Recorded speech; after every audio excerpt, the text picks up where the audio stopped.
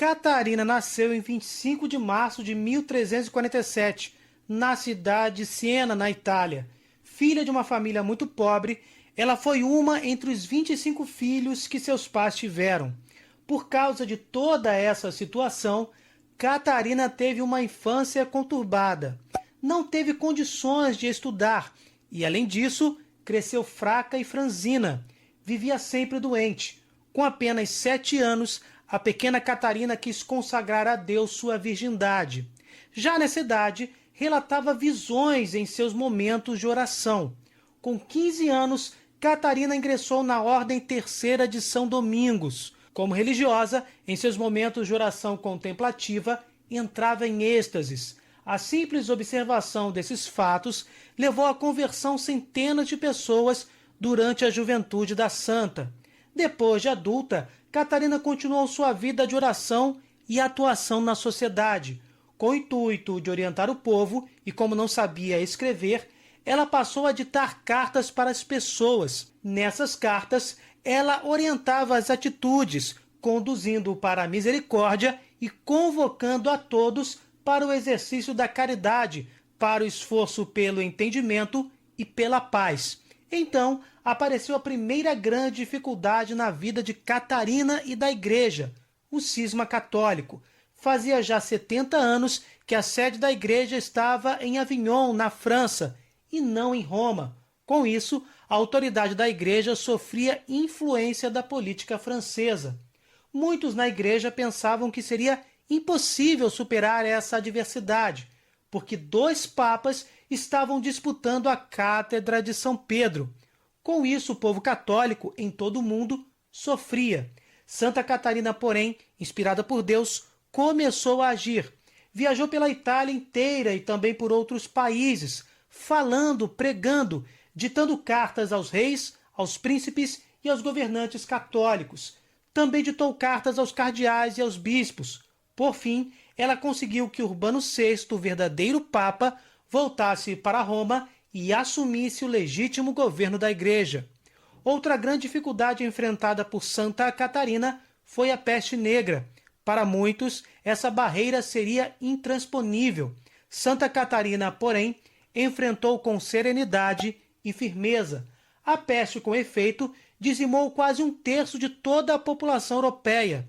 Santa Catarina colocou-se ao lado dos doentes, lutando por eles e curando a muitos através de ações diretas e de suas orações. Seu exemplo de amor e misericórdia converteu centenas de pagãos e deixaram seus contemporâneos perplexos.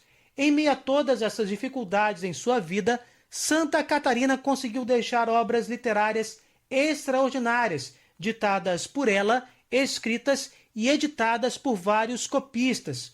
Sua obra é de grande valor histórico, espiritual, religioso e místico. Um de seus livros mais importantes é o Diálogo sobre a Divina Providência. Esta obra é lida, estudada e respeitada até os dias de hoje. No seu tempo, teólogos famosos viajavam de longe para ouvir as pregações e meditações de Catarina, por causa de sua grande sabedoria, profundidade teológica e poder da palavra. Santa Catarina não era nem mesmo uma religiosa com votos perpétuos. Era apenas uma simples irmã leiga da Ordem Terceira dos Dominicanos. Porém, apesar de analfabeta, ela é considerada a mulher cristã mais impressionante do 2º milênio. Frágil, simples, além de toda a sabedoria de Deus, ela portava em seu corpo franzino os estigmas, ou seja, as chagas da paixão de nosso Senhor Jesus Cristo. Catarina faleceu no dia 29 de abril de 1380. Foi vítima de um derrame quando tinha apenas 33 anos de idade.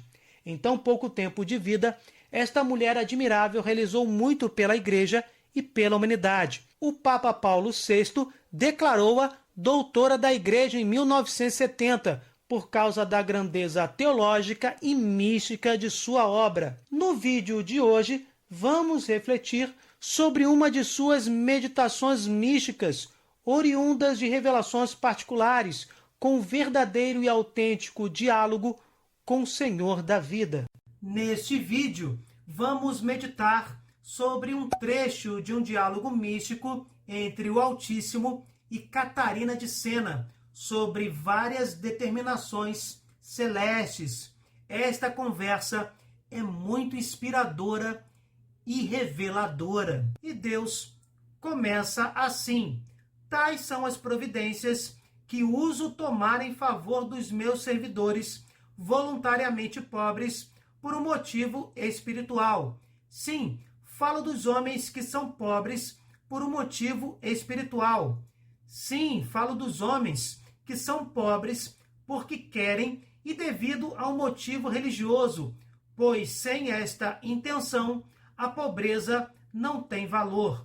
Era o que sucedia com os filósofos, que por amor à ciência e para mais facilmente adquiri-la, viviam voluntariamente pobres. E aqui já começamos com uma descoberta preciosa. Até os filósofos buscavam a pobreza material pelo amor à ciência, pela busca do conhecimento. Sabiam eles, por conhecimento natural, que a preocupação pelas riquezas impede a aquisição da sabedoria que pretendiam alcançar. Neles, porém, a escolha da pobreza voluntária não tinha finalidade religiosa, não era feita com a intenção de honrar-me. Por esse motivo, tais filósofos não atingiram a vida da graça e a perfeição. Assim mesmo, filha querida, que lição eles dão aos infelizes ricaços de hoje, que nem seguem a orientação natural na procura do sumo bem?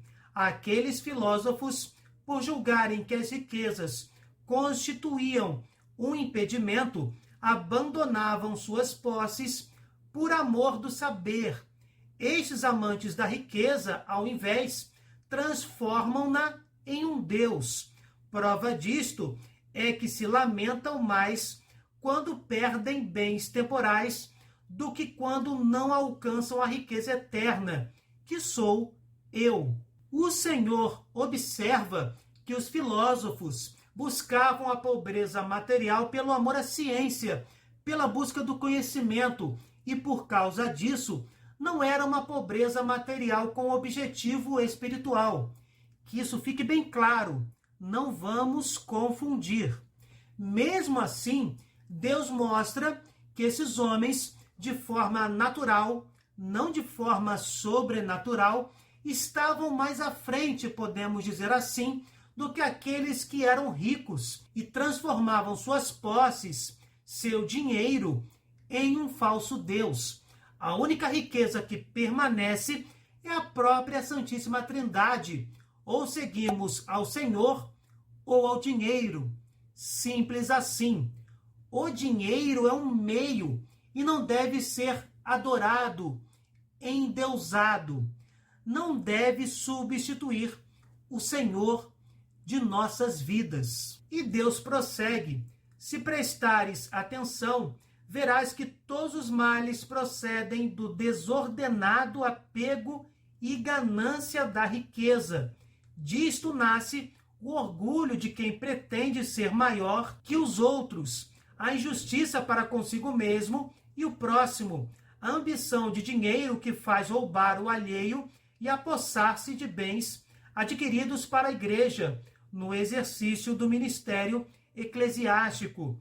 Disto nasce a comercialização da pessoa humana e a agiotagem própria dos usurários, verdadeiros ladrões, a vender o que não lhes pertence.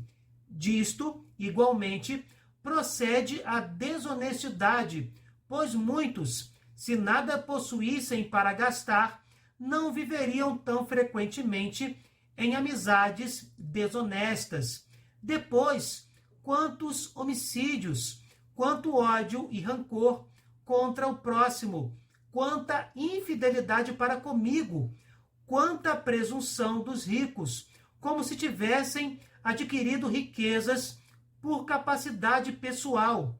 Eles não compreendem que se adquirem e conservam riquezas, devem-no a mim. De fato, não confiam em mim, mas nas riquezas, uma confiança vã e que termina com os bens, quando eu os retiro durante a vida ou por ocasião da morte. Então saberão como a riqueza é vazia e instável. Quantas lições preciosas para a nossa caminhada! Deus é o Senhor de nossas vidas. Não podemos jamais nos esquecer disso. Ter esta consciência, inclusive, é ter humildade. O apego desordenado e a ganância da riqueza é a causa de todos os males. Gente, meditem sobre esta afirmação com cuidado. O apego desordenado e a ganância da riqueza é a causa de todos os males. As pessoas se prostituem por causa dessa ganância. Os homens se destroem. Como já foi dito, não é o dinheiro em si que é pecaminoso, não é ter dinheiro que nos afasta de Deus, mas o apego desordenado que nos faz endeusá-lo, cultuá-lo. Todos os males procedem dessa desarmonia. Todos. O Senhor continua: a riqueza empobrece e destrói a vida da alma, torna o homem cruel consigo mesmo, prejudica sua dignidade espiritual infinita, faz amar as coisas transitórias. Todos têm obrigação de amar-me, bem infinito.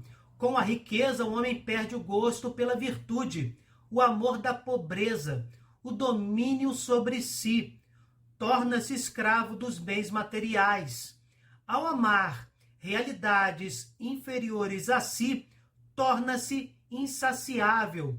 No entanto, são as coisas que devem servir ao homem, não vice-versa. Só a mim deve o homem servir. Sou o seu fim último. A explicação está toda aí, provém do próprio Deus, nesta revelação particular e em tantas passagens bíblicas, principalmente aquelas ditas pelo próprio Jesus nos evangelhos. A idolatria às riquezas materiais desvia o homem do próprio Deus. Esse apego desequilibrado leva o ser humano a ser escravo dos bens materiais.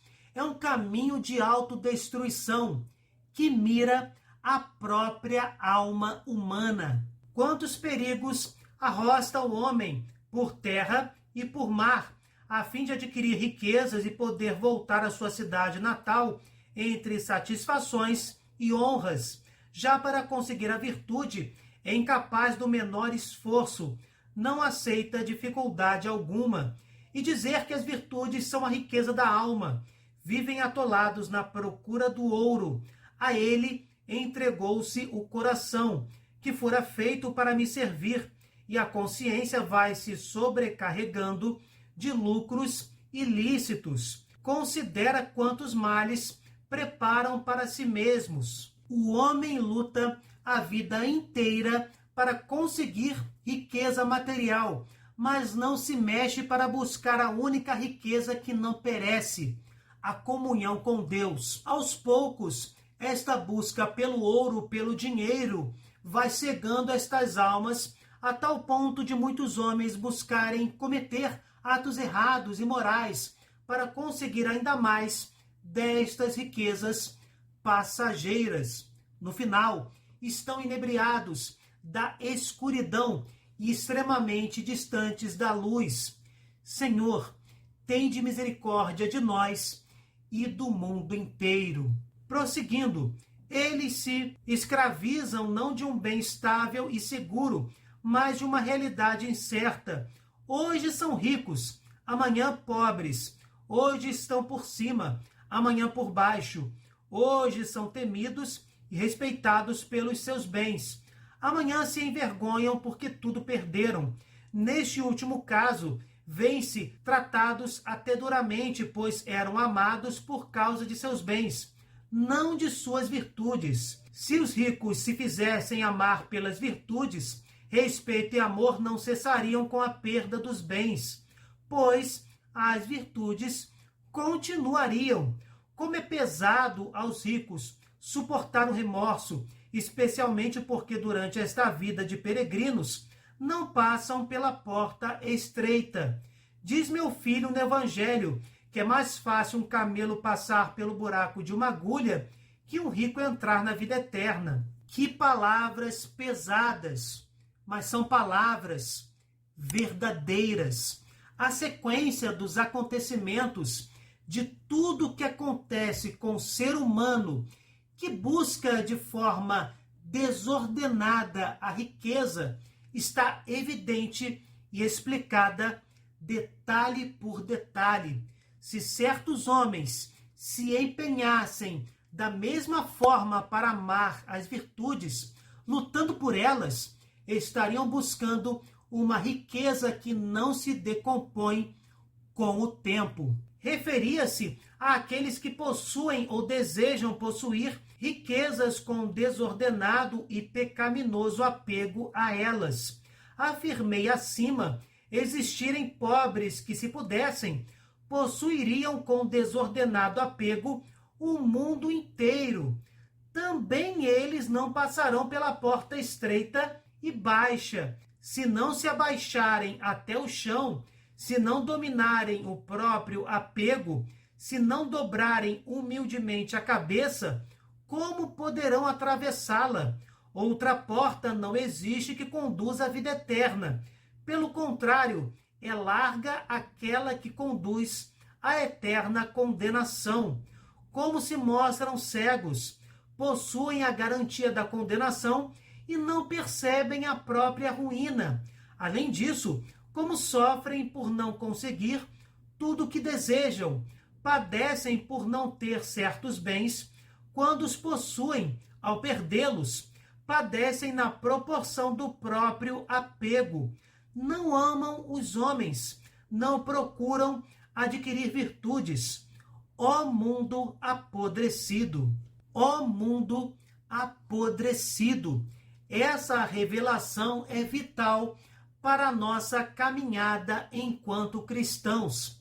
Repetindo para que isso fique bem claro, não é o dinheiro que é o pecado ou algo parecido, mas a idolatria que muitos vivem pelas riquezas materiais.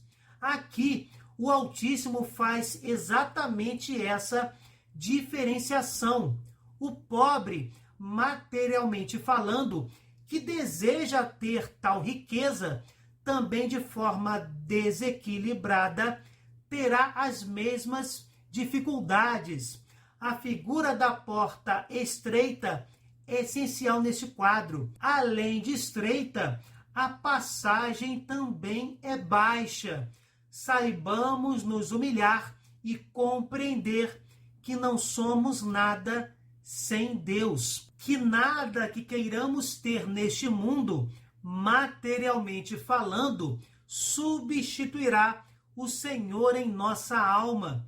Só a humildade pode nos levar a esta consciência e nos levar a mudar de direção para uma autêntica conversão. Que o Senhor nos conceda o dom da visão espiritual, para que possamos ver o quanto o mundo está podre, quantos homens se rebaixam para destruir e matar por causa de riquezas materiais. Abençoados sejam os homens que usam tais riquezas para ajudarem os outros a caminharem neste mundo rumo à verdadeira luz. Abençoados os homens que não idolatram esse falso Deus. Não me refiro ao mundo das coisas em si mesmas, pois criei-as boas e perfeitas. Apodrecido é o homem que as possui e as procura com apego desordenado. Filha querida, tua linguagem jamais conseguiria enumerar os males que nascem de tal apego. Bem que os conhecem os ricos, bem que os experimentam, mas recusam tomar consciência da própria ruína. Neste slide, observamos claramente que as riquezas materiais são boas e perfeitas. O problema é o apego exagerado, desequilibrado, que faz os homens se esquecerem da busca pelas virtudes e pelo próprio Deus, a única riqueza eterna. E Deus conclui: disse essas coisas para melhor entenderes o tesouro da pobreza voluntária, abraçada por um motivo espiritual. Quem o possui? Os meus servidores pobrezinhos, que desejosos de percorrer o caminho apertado e passar pela porta estreita, atiram longe o fardo das riquezas. Alguns o fazem na intenção e concretamente, obedecendo aos mandamentos e vivendo os conselhos. Outros seguem os conselhos só espiritualmente, no sentido que, possuindo bens, não se apegam a eles, nem os amam desordenadamente, pois os conservam com ordem e temor santo. Na realidade, não são possuidores, mas partilhadores de bens com os pobres. Esta última atitude é boa, mas a primeira é perfeita, merece mais, acarreta menores preocupações. Nos perfeitos, percebe-se mais minha providência em ações concretas. Ao encerrar estas explicações sobre minha providência, quero recomendar a pobreza autêntica. Que palavras fortes e edificantes! As pessoas que são pobres materialmente por amor a Deus estão em um patamar mais elevado do que as pessoas que não são pobres materialmente, mas usam a riqueza com temor santo, sem amor desequilibrado, sendo verdadeiros partilhadores de bens com os mais necessitados. O fardo das riquezas deve ser descartado para passarmos pela porta estreita, para conquistarmos a vida eterna, pela graça do sangue redentor de nosso Senhor Jesus Cristo. Nunca nos esqueçamos destas linhas valiosas, desta incrível revelação particular. Nunca Deus nos ajude a caminharmos sempre com Ele. Enfim, o texto está aí, sendo bem cuidadoso em dizer o que já afirmamos 2 vezes neste vídeo. O perigo está na idolatria, na ganância, e não em ter os bens de forma ordenada e com temor a Deus. O que vocês acharam deste diálogo místico do Senhor com Catarina de Sena? Já pensaram nessas armadilhas que nos afastam da vida eterna? Estão se preparando para passarem pela porta estreita com a ajuda da misericórdia divina do Senhor? Deixem nos comentários a opinião de vocês. Ó sangue e água que jorrastes do coração de Jesus como fonte de misericórdia para nós, eu confio em vós. Se vocês gostaram, deixem o seu like, compartilhem, cliquem no sininho, se inscrevam no canal. Fiquem com Deus, desculpem qualquer coisa e até o próximo vídeo.